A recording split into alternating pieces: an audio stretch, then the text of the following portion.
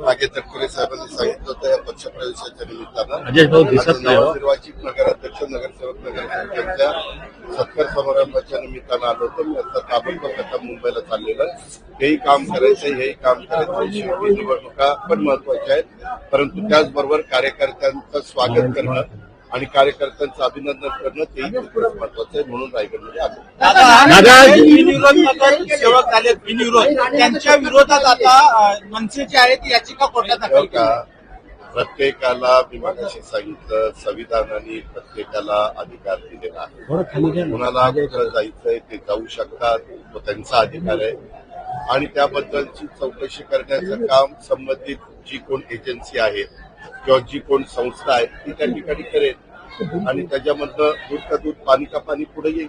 म्हणतात की युती धर्म फक्त भाजपनेच पाळावा काय, राष्ट्रवादीच्या नेत्यांनी त्यांनी सांगितलेलं बरोबर आहे. सगळ्यांनीच युती धर्म पाळला पाहिजे. आम्ही पण त्या ठिकाणी पाळतो. दादा निवडणुकांमध्ये खून पडतायत, दादा निवडणुकांमध्ये खून पडतायत, दादा निवडणुकांमध्ये खून पडतायत, काय सांगाल? सुटेल काय आपल्या महाराष्ट्राच्या राजकारणामध्ये अनेक वर्ष काम केले, अनेक मंत्रिपद घुसवली. त्या कोकणवासियांनी त्यांना खासदार पण केलं, केंद्रीय मंत्री पण केलं आणि वेगवेगळ्या ठिकाणी त्यांनी काम केले. आता त्यांनी त्याबद्दल मला तुम्हीच प्रश्न विचारताय, मला काही त्याच्याबद्दल माहिती नाही. परंतु माझी भेट झाल्यावर मी त्यांना विचारेन की बाबा का आपण असा निर्णय घेतला.